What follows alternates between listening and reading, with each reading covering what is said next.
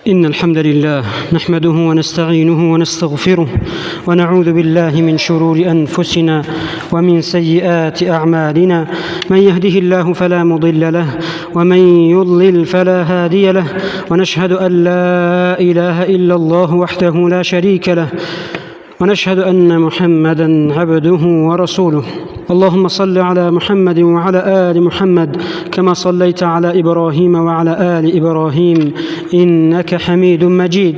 اللهم بارك على محمد وعلى آل محمد كما باركت على إبراهيم وعلى آل إبراهيم إنك حميد مجيد.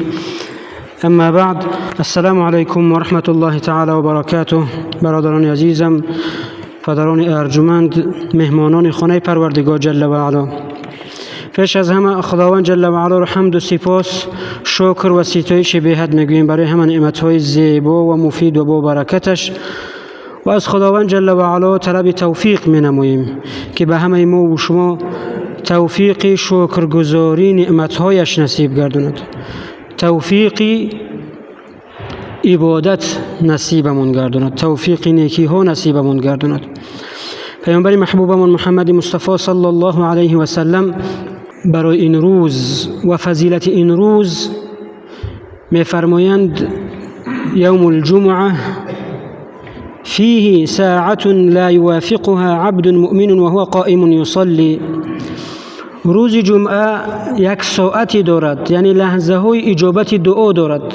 اگر انسان در نماز باشد یا دست به دعا بردارد، هرچی از خداوند جل و علا طلب کند، خداوند جل و علا اگر به نیکی و خیری همون بندهش باشد و او نصیب میگرداند. اما اگر به نیکی و خیری او در این دنیا نباشد، اجر و پاداشش را در آخرت بهتر از آن که میخواهد به او نصیب میگرداند.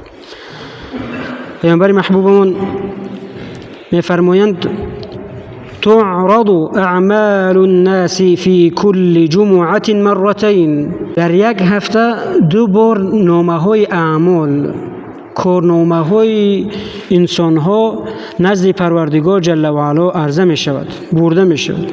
یوم الاثنین و یوم الخمیس، روزی دوشنبه و روزی پنجشنبه. فیغفر لكل عبد مؤمن. خداوند جل و علا هر بنده مؤمنش رو می آموزد، می بخشد. یعنی انسان اگر پایبندی نمازهایش باشد، در یک روز 5 وقت پایبندی نمازهایش باشد، با جماعت بخواند، و در حدیث دیگر الجمعه الی الجمعه، یعنی هر جمعه نماز جمعه طهارت کند، پاکی بدارد، زیبایی کند، عطری خوب بزند و راه سپر شود به مسجد. پس در بین این دو جمعه هر عمل زشتی یا خطایی یا لغزشی کرده بود، خداوند جل و علا می آمرزد. پس میگوید پیامبر خدا صلی الله علیه و سلم که خداوند همه بندگانش رو می آمرزد، یعنی اینجا گناهانی صغیره در نظر است. الا عبدا بینه و بین اخیه شحناء، بجز یک گروه از انسان ها، همون انسان هایی که بین خودشان و برادرانشان چی هست؟ قهری هست. همون ها رو قبول نمی کند، عملهایشون رو قبول نمی کند.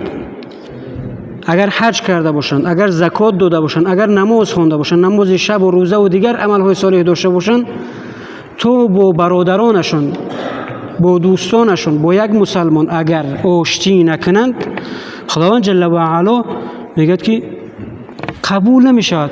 بگذارید عملهای آنها بیستد، معلق میماند، قبول نمی شود، تا اینکه این دو برادر، این دو دوست، این دو مسلمان، این دو همسایه یکدیگر را نبخشند، آشتی نکنند، خداوند اعمال هر دو این انسان را قبول نمی کند. قهری کردند و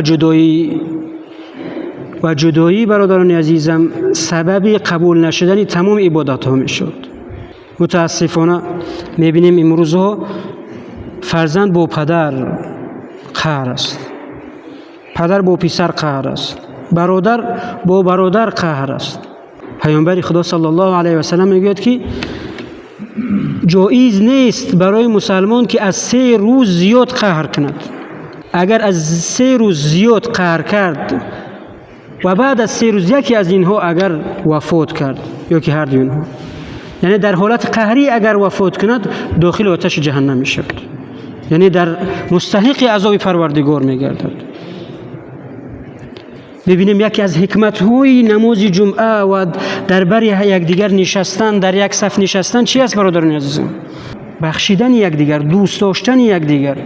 چنانکه که پیامبر محبوبمان محمد مصطفی صلی الله علیه و سلم می‌فرمایند المؤمن کالبنیان، مسلمان ها مؤمن ها همه به مانند یک عمارتند، یک خانه‌اند. یشد بعضهم بعضا، یکدیگرشان را مستحکم به مانند همون خشت‌هایی است که یکدیگر را می‌قپند. وقتی مسلمان دست مسلمان را میگیرد، دست مسلمان را میفشارد، با تبسم با او نگاه میکند، پس در اینجا محبت به میان میاد. یکی از حکمت‌های نماز جمعه محبت و اتحاد بودن مسلمانان است و یکدیگر بخشی است.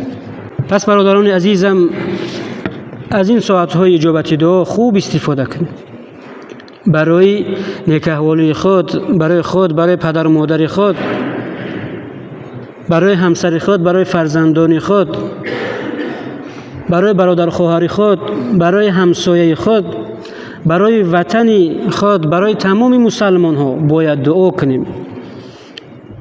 پیامبر محبوبمان محمد مصطفی صلی الله علیه و سلم میگه اگر انسان برای تمام مسلمان ها دعا کند به اندازه همه مسلمان ها، مسلمان مردا و مسلمان زن ها اجر و پاداش میگیرد. این فرصت ها را از دست ندهیم. خداوند ما و شما الله جل و علا ما و شما را بسیار دوست می‌دارد. پروردگار ما و شما ما را دوست می‌دارد و می‌خواهد با این بهانه و آن بهانه، با این مناسبت و آن مناسبت بندگانش را بیامرزد، ببخشد. درهای رحمت پروردگار جل و علا کشادند. تو تنها دستت را بردار، تو تنها با دیرت بگو پروردگارا مرا بیامرز، پروردگارا مرا کامیاب کن، پروردگارا مرا نجات بده، پروردگارا مرا موفق کن. تو تنها با زبانت بگو.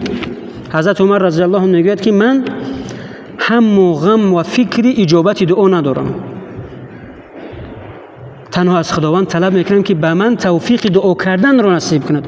من یقین میدانم وقتی دعا کردم دعایم اجابت میشود، برای که خداوند خود میگه ادعونی، دعا کنید استجیب لکم، من شما رو اجابت میکنم. وقتی خدا بگه که من اجابت میکنم دیگر در اون شکی نیست که اجابت میشود. برای گذشتگان خود، برای برادران ما و خواهرانمون که در بیرون از مرز مهنت و زحمت میکشند برای قوت لا یموت، برای یک بریدنان حلال مهنت میکنند، زحمت میکشند، برای ملت و سرزمینی که مسلمانانش در ظلم و ستم و در خونریزی است، دعا کنیم خداوند جل و علا آن مردم را صلح و ثبات و آرامش و استقلالیت نصیب گرداند.